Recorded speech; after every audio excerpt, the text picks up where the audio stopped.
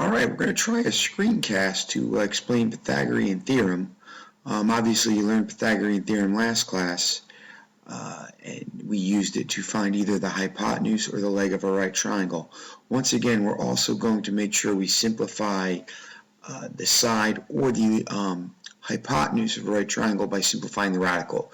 We don't want to have decimal answers, so any answer I get, I am going to simplify the radical using prime factorization. I'm not going to stick it in a calculator and get an estimated value. The reason why we're using the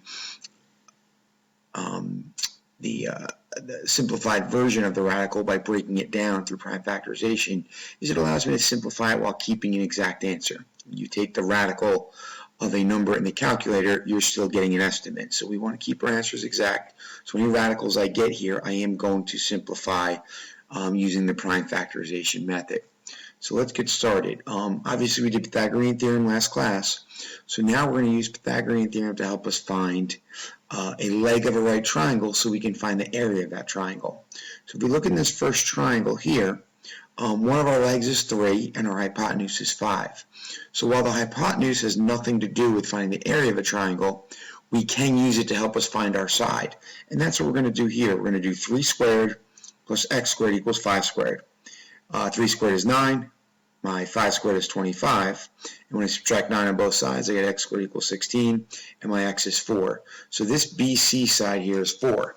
Now to find the area of a triangle, we need to multiply the two sides that form the right angle. Remember, a height and a base always have to form a right angle. So in a right triangle, that's pretty easy.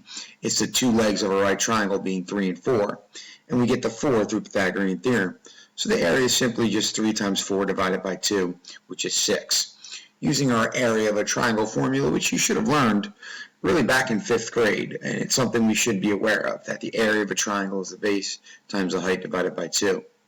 In our second question here, we have 4 squared plus x squared equals 6 squared. And in this case, we subtract 16 from 36 on both sides, and we get x squared equals 20. When I simplify that root 20, b is x squared equals 20, so I take the square root of both sides. When you break down 20, it's 2 10 and 2 5. The 2 2's mean it goes on the outside. The 5 left over goes on the inside, so my x is 2 root 5. So now when I do my area formula, it's 4 times 2 root 5 over 2. 4 times 2 is 8 root 5 over 2, and then we get 4 root 5. Once again, when I multiply this 4, it only goes to the 2. We don't multiply a number outside a radical to a number inside a radical. If I go to my second page of notes I presented, same deal. 3 squared plus x squared equals 9 squared. We subtract 9 from 81, we get x squared equals 72. And here's the breakdown of 72 right here. 2 and 36, 2 and 18, 2 and 9, and then 3 and 3. Pair of 3's and pair of 2's go on the outside to make that 6. And we have 1 2 left over right here, and that stays on the radical. So now it's 3 times 6 root 2 over 2 to get our area. 3 times 6 is 18. So 18 root 2 over 2, and that becomes 9 root 2. Our next one here involves 4 squared plus x squared equals 7 squared. We subtract the 16, we get x squared equals 33. Now here it's important to realize we can't simplify that root 33, so we just leave it. So to find this area, and I should have the right angle right there, so you can yell at me about that, but there should be a right angle there. It's 4 times root 33 divided by 2. 4 over 2 is 2, and we leave our answer as 2 root 33.